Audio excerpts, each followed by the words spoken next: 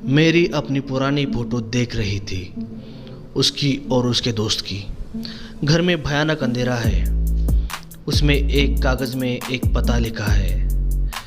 मुझे पता नहीं ये हॉरर पिक्चर में साले अपने ही घर में इतना अंधेरा क्यों करते हैं।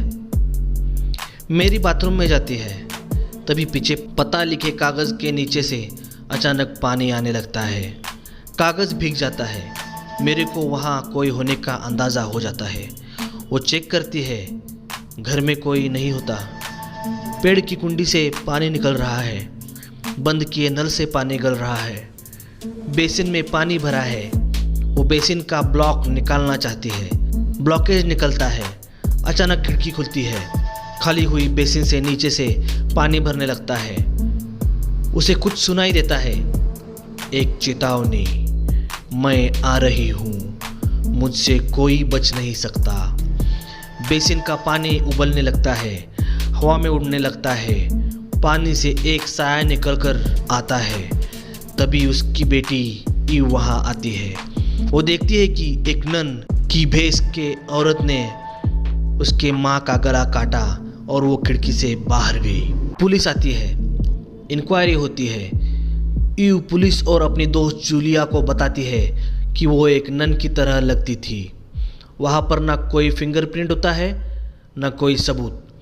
इसके वजह से सब इसको ईव का वहम और मेरी का सुसाइड समझते हैं। कोई ईव पर विश्वास नहीं करता। अगर आपके सामने कोई साया इस तरह आपके अपने को चोट पहुंचाए और आप कुछ ना कर पाए तो एक के बाद एक ऐसी घटनाएं, ऐसे कत्ल आपके सामने हो और आप कुछ नहीं कर पाए तो यही कहानी है ईव की। वैसे इस कहानी में और बहुत सारे कैरेक्टर्स हैं जो कि बुरी तरह मौत के घाट उतर जाएंगे।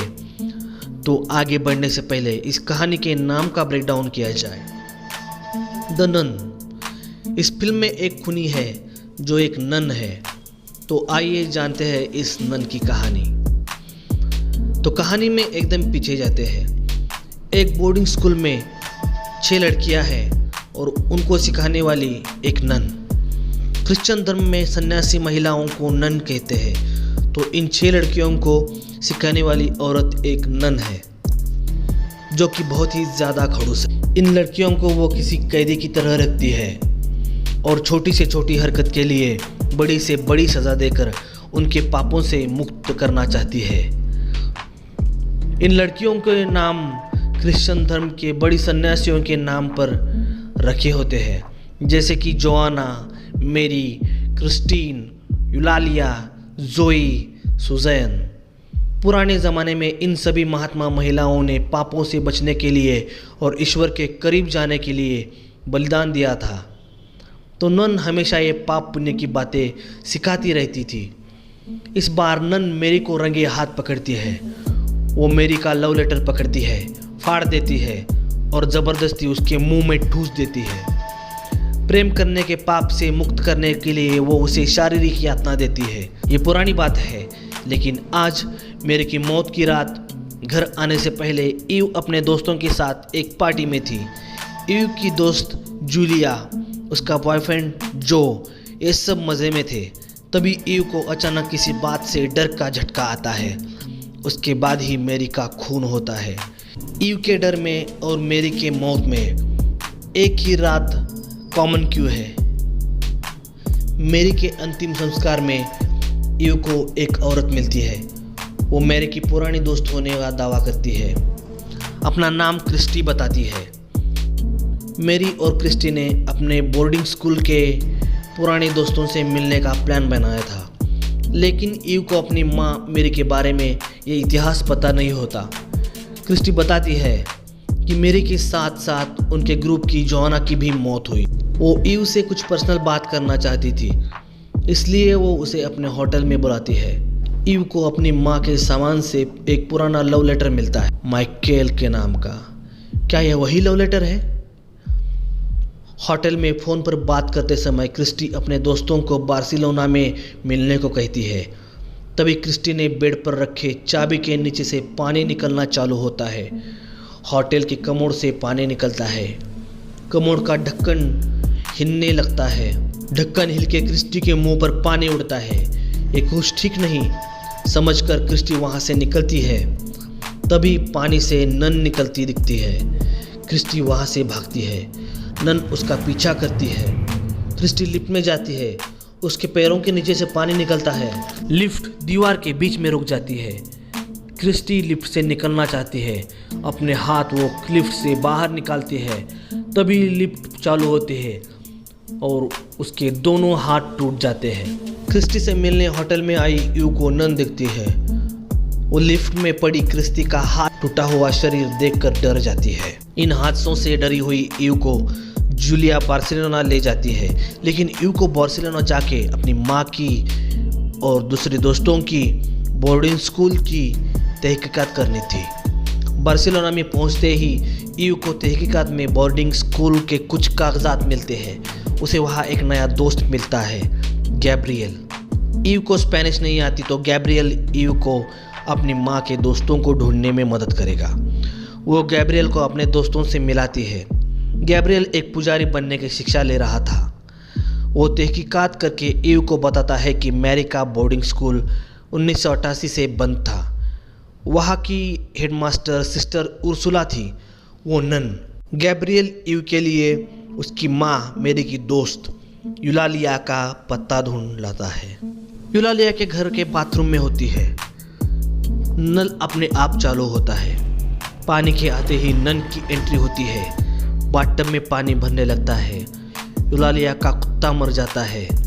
सब जगह पानी भर रहा होता है और उसी भरे हुए पानी से नन यूलालिया के सामने आती है। यूलालिया को ढूंढते ढूंढते यू उसके घर पहुंच जाती है। वो यूलालिया को मरा हुआ पाती है। उसको क्रूसिफाइड किया होता है। उसके दोस्त भी वहाँ पहुँचते हैं। वो सब फ़ोन पर सुनते हैं कि जोई और सुजैन मिलकर अपनी दोस्त के मौत का राज जानने वाले हैं बोर्डिंग स्कूल में जाके। इनके पीछे यू और उसके दोस्त भी वहाँ जाते हैं। आगे किसकी मौत होगी? क्या यू बचेगी और क्या वो बाकियों को बचा पाएगी? अगर ये कहानी दिलचस्प है तो लाइक, शेयर और सब्सक्राइब ज़रूर कीजिए। और बिना स्पॉइलर के मूवी देखना चाहते हैं तो डिस्क्रिप्शन में दी गए लिंक पर जाइए। वीडियो को पूरा देखें और बाकी के राज जानें, क्योंकि आगे की कहानी और भी दिलचस्प है। रात में ये सब लोग बोर्डिंग स्कूल पहुंच जाते हैं। बोर्डिंग स्कूल वीरान पड़ा है। उसमें कबूतरों ने अपने घर बनाए हैं। यू को जोई और सुजैन दिखते हैं। वो तीनों मिलते हैं। पहचान होती है। सुजैन डरी हुई होती है। जोई एक ही बात कहती है कि वो पुलिस को नहीं बुला सकते।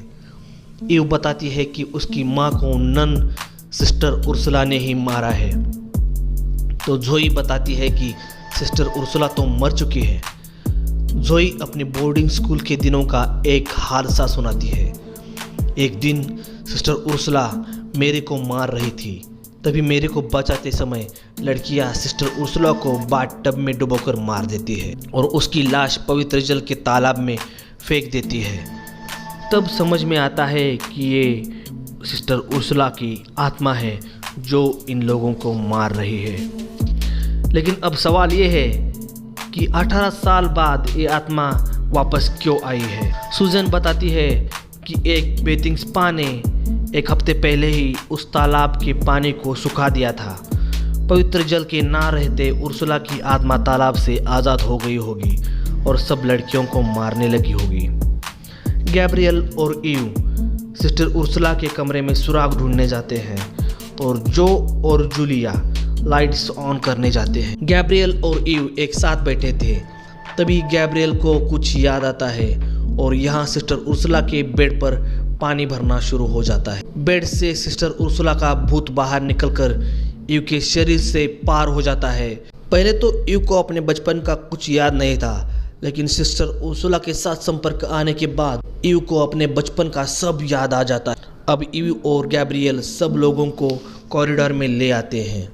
गैब्रियल बताता है कि जैसे सेंट यूलालिया को क्रूसिफाइड किया था, सेंट मेरी को गला काट दिया था, सेंट क्रिस्टीन के हाथ काटे गए थे, सेंट जोआना को जलाया गया था, वैसे ही उन 4 औरतों को उर्सुला ने उनके नाम के सेंट के जैसा मारा है। तो इसी थ्योरी से सेंट उर्सुला के तरीके से नन उर्सुला को मारा जा सकता है, उसके छाती से तीर आर पार करके। डरकर सुजैन खुद को एक कमरे में बंद कर लेती है।